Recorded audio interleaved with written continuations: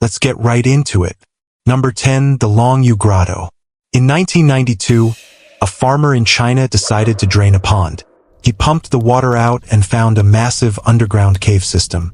So he drained another pond nearby, another cave. By the end, they found 36 enormous hand-carved caves hidden under the ground. The largest ones are 5 stories tall.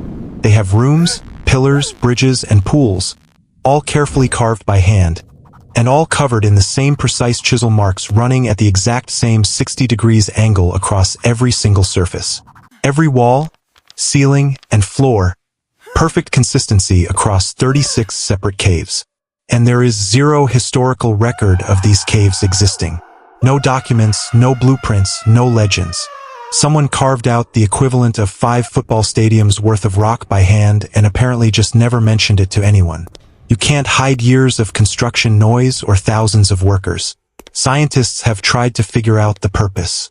Storage, shelter, a secret base. Nobody knows. The leading theory is that they were quarries, but if you quarry stone, you end up with a pile of stone nearby. Archaeologists have searched no stone, which is either the most impressive construction project in human history or the most committed game of hide and seek ever played. Number 9. The Mount Owen Moa Claw. Picture this. You're exploring a dark cave in New Zealand. Your flashlight hits something on the ground.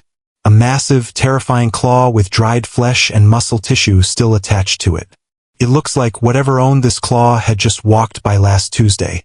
This was 1986 inside a cave on Mount Owen. The claw belonged to a moa, a giant flightless bird that went extinct around 500 years ago. 500 years sounds like a long time, but flesh is not supposed to last that long without turning to dust. Your leftovers in the fridge can't even last 5 days. The moa stood about 12 foot tall, weighed over 500 pounds, and had massive legs ending in claws exactly like this one. The reason the claw survived so well comes down to the cave itself. The conditions inside were cold, dry, and perfectly sealed off from the outside world. Basically a natural freezer.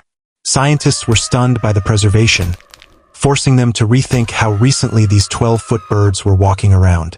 500 years ago is just the 1500s.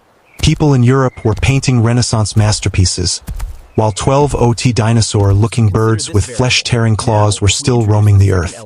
Number 8. The Roman dodecahedra. The Romans were obsessed with writing things down. They wrote about their wars, their food, and their plumbing. But there is one thing the Romans never wrote about. Not once. Scattered across the old Roman Empire, archaeologists keep digging up strange hollow bronze objects. They have 12 sides shaped as pentagons with different sized holes in each face and little bronze balls on every corner. Over 130 of them have been found so far, and nobody has any idea what they are. The Romans documented everything, but these objects get complete silence. No mention in any Roman text ever found. It's like finding hundreds of iPhones buried across medieval Europe with zero explanation. Archaeologists have argued about this for over 200 years. Some think they were used to measure distances. Others think they were candle holders. People have tried using them to knit gloves, and it actually kind of works. The holes on each face are all different sizes, which points to a specific utility. They are mostly found in Northern Europe and almost none in Rome itself. So, the greatest unsolved mystery of the Roman Empire might just be a really fancy cold weather knitting accessory. Number 7. The Obi Lizard Men. Around 7,000 years ago in what is now Iraq, people were building some of the earliest towns on Earth. But they were also making something deeply unsettling. Dozens of small clay figurines with long, slender bodies and heads that look exactly like lizards. We're talking elongated snouts, slit-like eyes, and strange reptilian postures. Some of the figurines are even holding babies, and the babies also have lizard heads. These were found at Tel Alabide, an advanced society with trade networks and early temples. These people knew what humans looked like, but they chose to craft lizard people. This wasn't one crazy artist. It was a widespread, consistent artistic tradition. Some figurines appear female with detailed anatomy, while others sit in ceremonial poses. They clearly meant something deeply important. But the Abide people left no written language, no texts explaining their beliefs. just the lizard-faced figurines staring back at us. Maybe they represent gods, fertility spirits, or an elite ruling class depicted as non-human to show superiority. But they don't match any god we know of from later Mesopotamian religion. And whatever they meant vanished completely when the culture faded away. Number 6, the Copper Scroll of the Dead Sea. Imagine cleaning out an old attic and finding an ancient treasure map. That's basically what happened to researchers in 1952. While examining the famous Dead Sea Scrolls, ancient religious texts found in caves in Israel, they found one that broke all the rules. It wasn't paper or parchment. It was hammered out of pure copper. Writing on copper is incredibly labor-intensive, meaning this document was seen as vitally important. And what was written on it were 64 locations, each one describing where massive amounts of gold and silver were securely buried. The total estimated value is over $1 billion in today's money. The scroll is written in a dry, practical style, like a contractor's inventory list, which convinces researchers it is absolutely real. The problem, every single landmark it references is gone. Turn left at the old water system. Pace 40 steps past the wooden gate. All of it vanished over 2,000 years of history.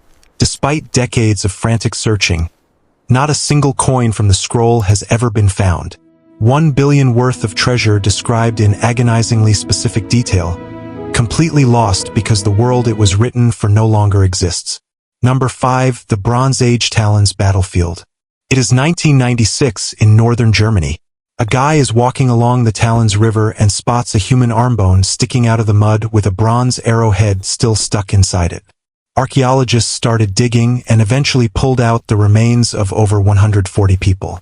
Scientists estimate the actual death toll here is closer to 4,000 people in one battle in 1250 BC. This makes absolutely no sense. In 1250 BC, Northern Europe was supposed to be completely unorganized, scattered farming communities of maybe 50 to 100 people. Nobody was supposed to be capable of fielding an army of thousands. But the bones tell a brutal story. These were trained fighters. Many had healed fractures from previous battles, meaning professional soldiers existed 3,000 years before historians thought. Weapons found included bronze swords, clubs, and long-range arrows fired with military precision. DNA shows these fighters traveled from as far away as southern Europe just to fight in a German swamp. We have no idea who they fought for, what the battle was about, or who won. The river simply swallowed them up, completely rewriting our timeline of European warfare. Number 4, the giant stone jars of Laos. In Laos, there's a sprawling plateau called the Plain of Jars. Scattered across the hillsides are over 2,500 giant hollowed-out stone jars. Some of these jars are taller than a full-grown person and weigh up to 14 tons. And they weren't cobbled together from smaller stones. Each one was carved from a single solid piece of rock, then dragged from distant quarries with no wheels, heavy machinery, or modern tools. Local legends say a race of giants lived here and used them as massive drinking cups. Honestly, that sounds about as good as the official archaeological explanations, which boil down to guesses. Some scholars think they were for storing monsoon rainwater, while others lean toward elaborate burial rituals, as a few human remains have been found nearby.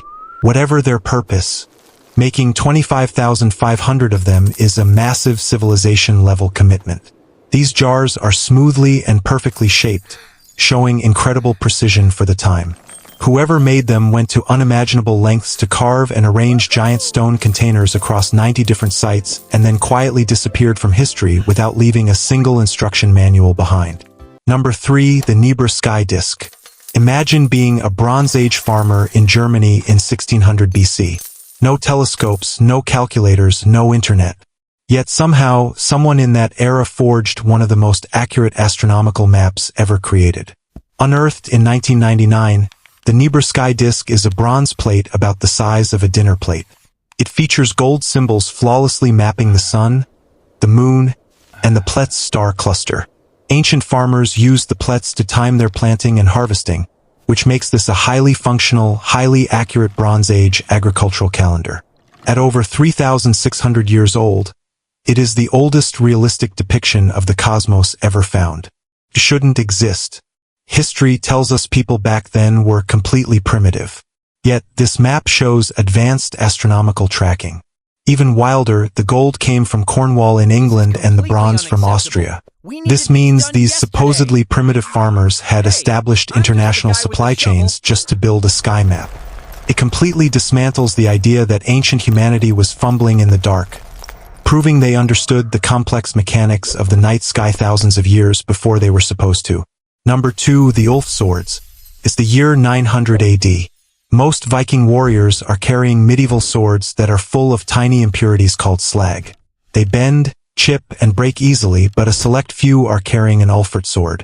And by the standards of the time, the Ulfert was basically a lightsaber. When modern archaeologists discovered these swords across Europe, they were completely baffled. The metal they were forged from was theoretically impossible to make for another 800 years. The steel in an Ulfer had almost zero impurities. It was so clean that scientists had to test it 3 times because they thought their equipment was broken. To make steel that pure, you need a forge that can reach temperatures above 3,000 degrees Fahrenheit. Medieval blacksmiths couldn't get anywhere near that. That technology was centuries away. The swords had Albert forged directly into the blade, an ancient brand name. They were so vastly superior that bootleggers in the year 100 AD were already making fake knockoffs to cash in.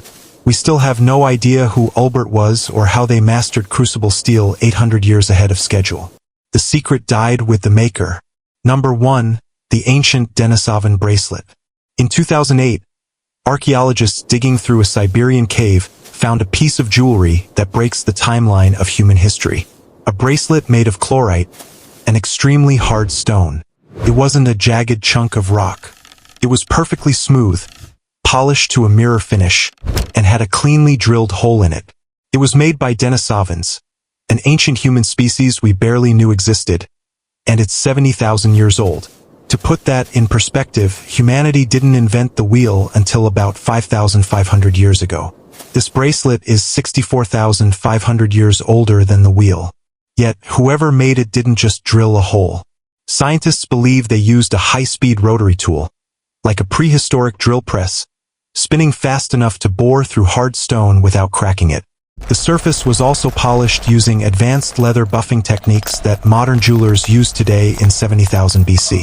The hole itself is perfectly symmetrical, requiring either flawless skill, incredible machinery, or both. We have almost no Denisovan remains, just a few bone fragments, some teeth, and one mechanically drilled, perfectly polished piece of jewelry that proves ancient humanity was capable of things we never imagined. That's all for today. I'll be making similar videos in the future. Subscribe to see them.